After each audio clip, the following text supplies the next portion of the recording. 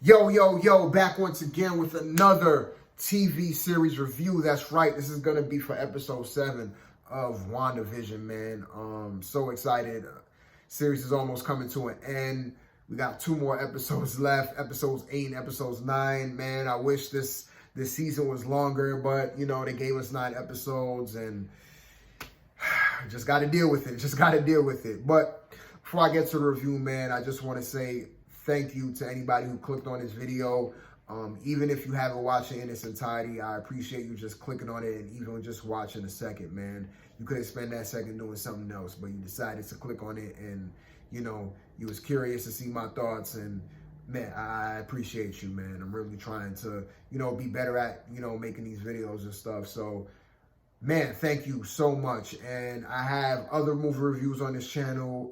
I have the other 6 episodes of WandaVision that I already reviewed is already uploaded on my channel, man. So if you haven't checked those out, man, make sure you check those out when you can or if you want. And if you like my content, man, y'all know what to do, man. Y'all know what to do. Y'all know how this YouTube thing works. So with that being said, man, episode 7, like I said before, man, big reveals, big reveals in this episode, man. Just a huge question got answered in this episode. Now, throughout this series, I've been like assuming or alluding to the fact that there's another player at play here. Like Wanda is not in total control. Like there's somebody else pulling the strings. And in episode 7, I pretty much got my answer. As to who else is pulling the strings behind this. And I'm going to reveal that later on down in this review. But first, I just want to give you a brief gist of what this episode was about, really. And so, yeah. Now, so it's pretty interesting, man, because we get, you know, these monologue scenes of certain characters, you know, like WandaVision, not WandaVision, but Wanda and Vision and Dr. Lewis and stuff like that. We have these certain cut scenes to where they're talking in front of a camera and they're expressing their thoughts as far as like what's going on. You know what I mean? So you have like the very beginning scene. It starts out with Wanda waking up from bed and then it cuts to, you know, her talking in front of a camera and she's, you know, saying that, oh, you know, certain things are going on, things are getting crazy, so I had to like expand my fake world and stuff like that. So we get like the character's true thoughts and stuff like that as far as like what's going on.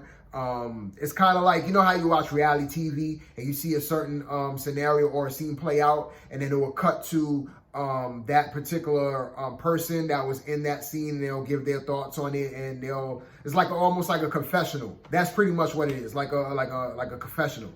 I think that's the term that they use for these particular style of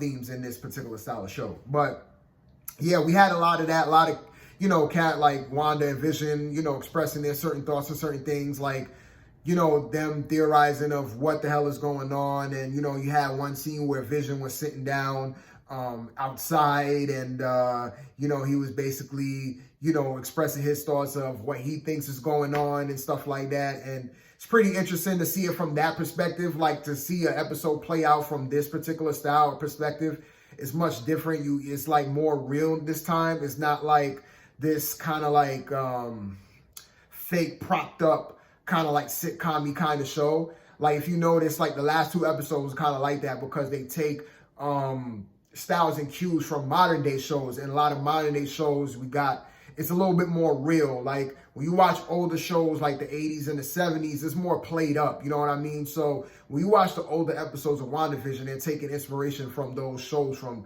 those particular time periods. And like I said before, those particular shows from those particular eras, a lot of things are played up and dramatized and, you know, just like over exaggerated. So you get a lot of that in WandaVision. Everything is happy-go-lucky, but this time now, since we're in modern day, everything is like kind of like, it feels like grounded and then it feels like real. Like, okay, this is like a modern like TV episode. You know what I mean? Like, yeah.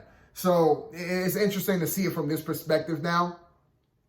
And, you know, one of the other things that got revealed too is Monica. Like Monica, she went back into Wanda's world, and we see that she has a particular ability.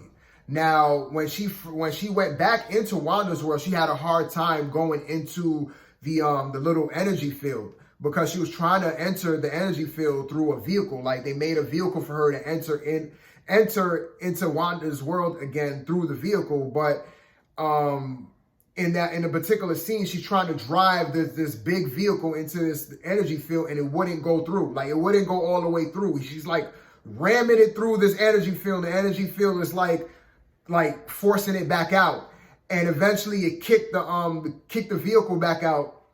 And then Monica gets out of the big van or whatever, and she decides just to throw herself in the energy field. And she's even having a hard time, trying to climb through the energy field so she could get back into Wanda's world.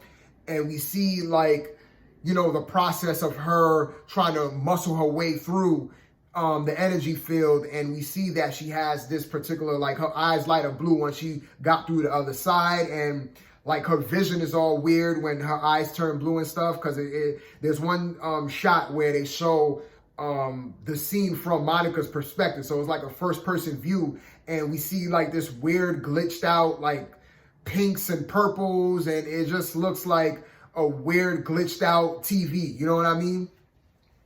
And we don't know exactly what her ability is at this point. We just know that her eyes turn blue, and, she has like this blue force field thing around her. Now, like I said, they haven't really shown much of her power. They haven't really shown much of her ability. They haven't really explained what her ability is at this point, because it just got revealed in this episode. So it'll be interesting to see what they do with this from here. Now, I don't know if this means that she's the new Captain Marvel. I don't know if this means she's Spectrum, because I think in the comics, the original Captain Marvel, after a certain point, like, she turns into another hero called Spectrum.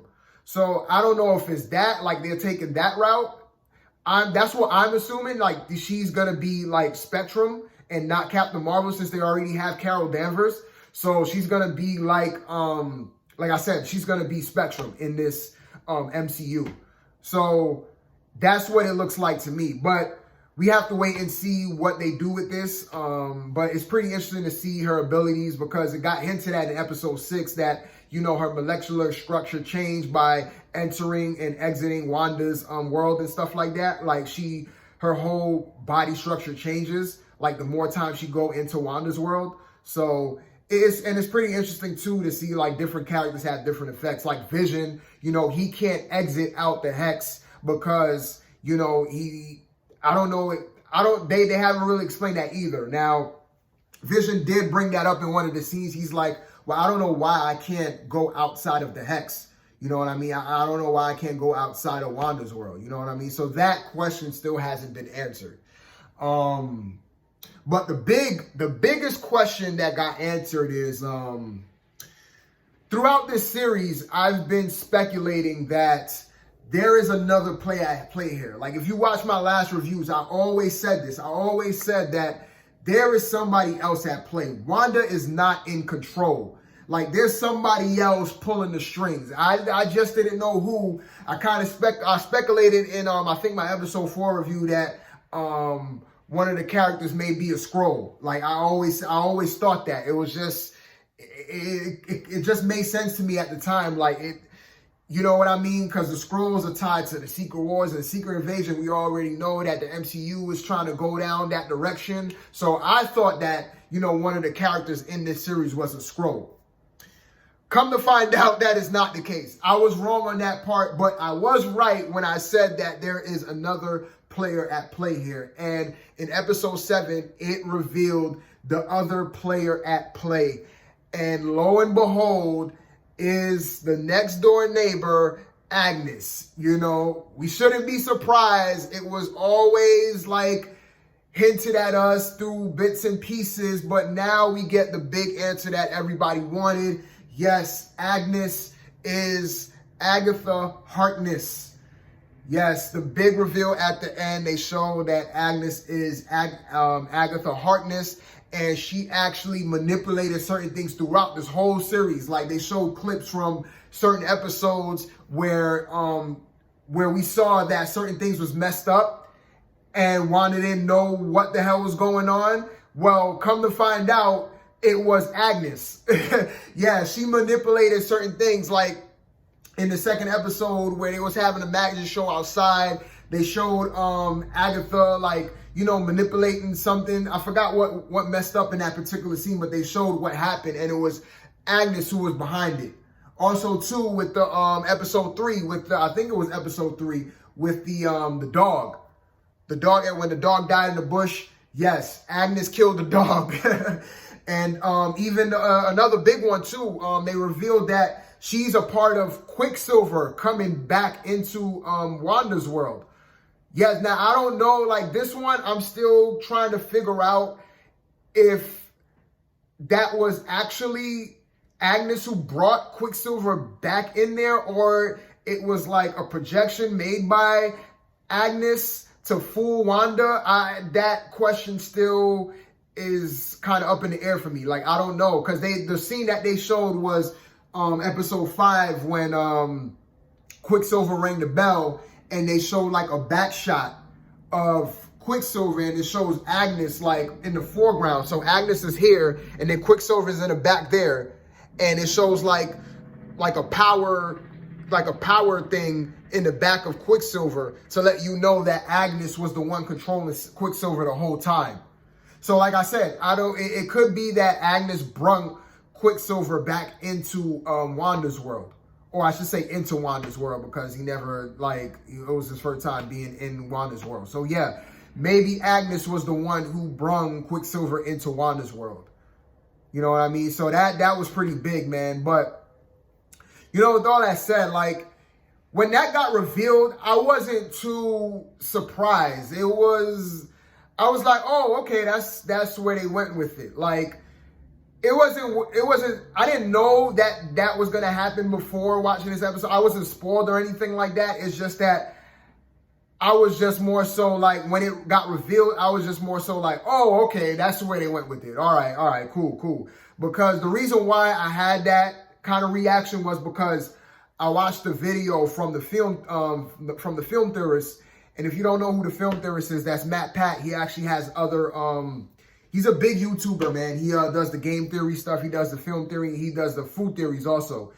And in the film theory, one of the episodes he had was about WandaVision. This was like way back in the beginning when WandaVision first came out. And he actually alluded to Agnes, the next door neighbor, being Agatha Harkness. And he pretty much broke down the reason why he think that Agnes is Agatha Harkness, basically breaking down the name and stuff like that. Like, he broke it down beautifully. And so when it got revealed, that's why I was just like, oh, okay, that's where they went, because I saw his video and what he was saying was making a lot of sense. I was like, yeah, I could see them going that route. But I still had my doubts. I still was like, you know, maybe she's like a Skrull or something else. I was, when I saw it, I was just like, yeah, I could see them going that route. That makes a lot of sense. But still, I was just like, nah, I think Agnes is a Skrull. But to actually see that's where they went with it, that's pretty cool. Now, I'm not really that familiar at all with Agatha Harkness. To be honest with you, though, the first time I heard about this character was in that film theory episode. Like, I never knew who she was until Matt Pat was breaking out who Agatha was. And basically this character like existed, like, it's an old character. Like, this character is super old within the Marvel comic universe and stuff like that. Like, she existed like way back in Atlantis. Like, she was there, like, they said 500 years before Atlantis and stuff like that. And she was a part of like the Salem witch trials, and she became like a high ranking witch and all that. And yeah, so this character seems like she's pretty powerful. And I believe she's linked with, now I know in the comics from what I did a quick Wikipedia search on this character, and basically she's linked to the Fantastic Four and all of that, and she died twice. Yeah, she died twice. The first time, I don't know how she died, but the second time she died, I forgot who killed her off, and I think she came back again. So yeah, this character's been around for quite some time in the Marvel comic book universe, man. So it's going to be pretty interesting to see what they do from here, especially with this particular character. Now, the way how it ended, it made it seem like Agnes is the villain, but who knows how this is going to play out? Like, what is the reason for her being there? Like, why is she there? You know what I mean? Is she really there to save Wanda? You know, that could be the case too.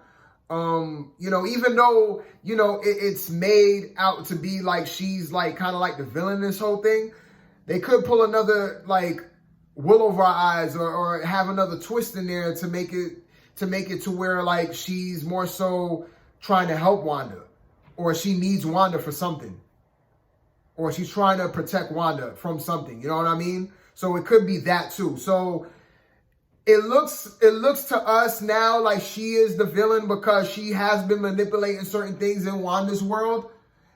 And that makes the, you know, that you can easily conclude that, yes, she is the villain of this whole series. But who knows, man? We got 2 more episodes left, and there's still a lot that we have to kind of like figure out and a lot of questions that needs to be answered still.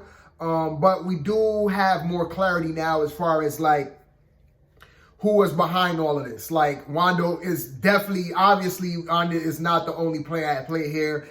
Agnes is another bigger player at play here. And I know in episode 8, they're probably going to reveal a lot more about Agnes. And maybe Agnes is going to explain to Wanda why she's there and her motivations and stuff like that. So that's what I'm really interested in seeing, like how this whole thing plays out, especially with Agnes and also, too, with Quicksilver. Like, I still don't know exactly how Quicksilver got there. We just saw the scene where Agnes was controlling Quicksilver, you know, when he rang the bell and stuff. But we don't know how exactly he got there, like what version of Quicksilver this is and stuff like we know that it looks like the Fox version, but who knows? It could be something else. It could be just an illusion or a projection made by Agnes to fool us, just to be like an Easter egg. You know, who knows? Maybe Quicksilver is just going to be in this series and then that's it. We don't know. There's still things that, you know, needs to be answered. So it's going to be very interesting to see. And also, too, another thing is that now that we kind of progressed as far as like inspiration and style goes, because they already did the 50s sitcom thing, they already did the 60s sitcom thing, and now we're pretty much closer to modern day.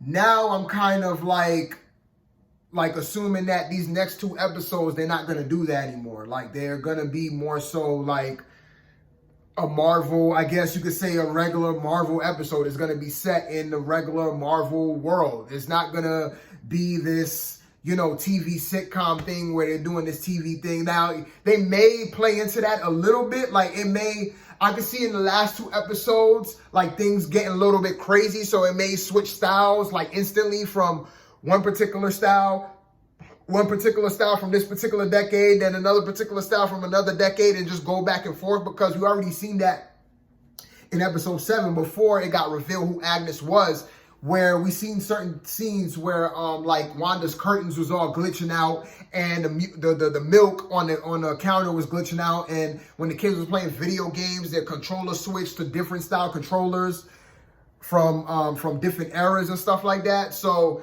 yeah, it's going to be interesting to see how these last 2 episodes play out. And I'm hoping that these last 2 episodes are longer than 30 minutes, because I just feel like these episodes are a little bit too short for what they are trying to set up and what they're trying to build. I really feel like they should have really made these episodes a little bit longer, man. These episodes are just like 30 minutes long. The longest was almost 40 minutes long. And I just feel like the last 2 episodes need to be closer to an hour long, or maybe a little bit over an hour.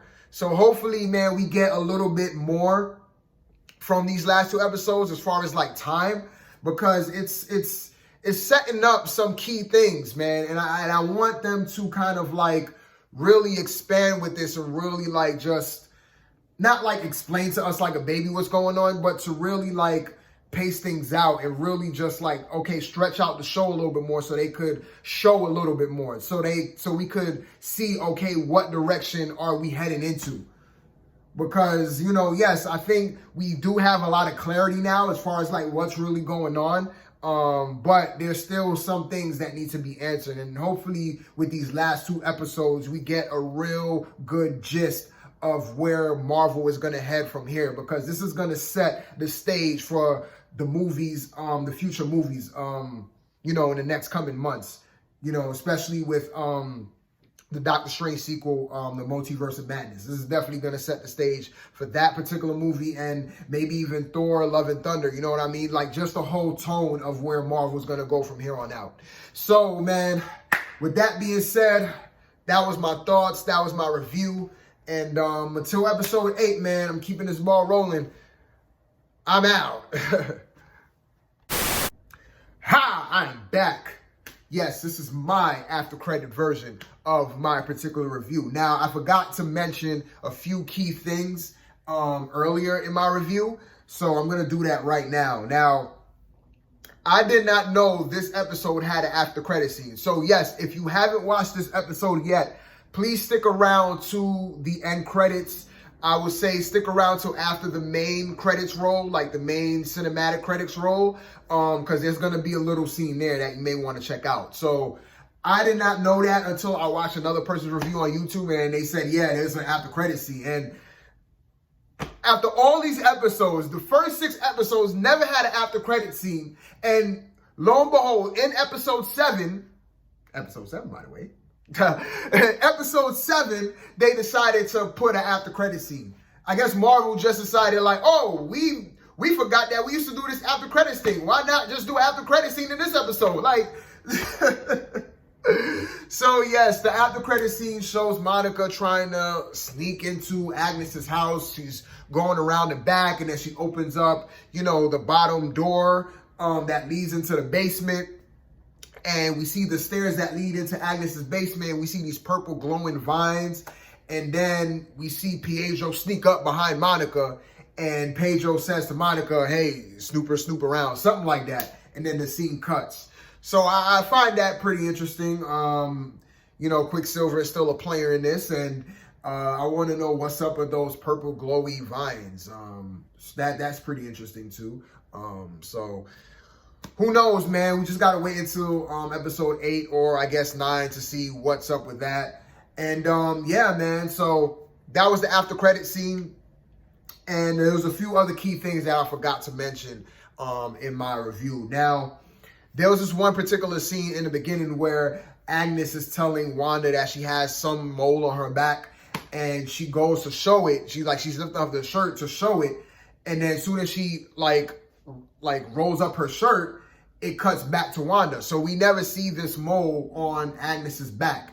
And I find that pretty interesting as far as like, what's up with this mole? It seems like this mole, it could lead into something like that. That's a important like piece to this puzzle. Because in a later scene where we see the kids with Agnes, one of the kids, I think it's Billy, he has a rabbit, which is Agnes's rabbit, on the kid's lap. He's like holding the rabbit and stuff like that. And we see the shot to where it shows the rabbit like from the side view, because the rabbit is laying on the kid's lap. And you see on the rabbit's side, it has like this black dot. The rabbit is white and beige. And on the side, it shows, like, if you watch that scene, just pay attention and look at the side of the rabbit and you'll see a black dot. So I don't know if I'm the only person that notices that, but I saw that right away. I was like, you know, we didn't see Agnes's mole on her back, but we see something that looks like a mole on the rabbit. So I don't know if that's a connection to anything. I don't know if that is that going to play an important part to this whole thing, because we never saw the mole. So I want to know what's up with this whole mole thing. And another thing too that I forgot to mention, it was revealed in this episode that Hayward actually had a secret operation going on called Operation Cataract. And basically what that operation was to resurrect Vision so that Hayward could use Vision as like a secret weapon. So that's also pretty interesting too. So we now know his motivations as far as like why he wants to take Wanda out, and you know, he wants to get Vision back, it seems. You know what I mean? Because he's been keeping tabs on Vision this whole time. So it's going to be pretty interesting to see like what happens in episode 8 and 9 is getting really interesting. And like I said before in my review, I really hope that these last 2 episodes really like play out and really is like stretched out to a longer timed episode instead of having like these 30-minute bits. I'm pretty much assuming that's what they're gonna do because we're on the last 2 episodes. So I'm pretty sure these last 2 episodes are gonna be longer than all the other episodes. I really hope so, man, because I really feel like the way how this show is being run, it's revealing a lot of things and it's setting the stage for a lot of things. And I feel like having it in 30-minute bits and pieces is kind of like a tease because it's like,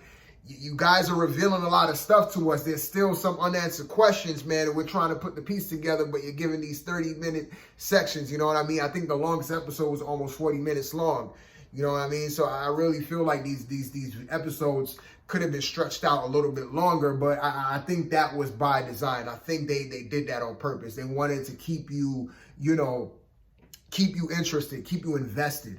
You know, it's always something to look forward to. So I think that's the mind of Kevin Feige, man. I really think that. So with that being said, man, it's getting to the end, man. So it's going to be crazy to see where this whole thing takes off from here. And I'm down for it. I'm down for it. So this is the end this time. Until my next one, man, I don't have an outro.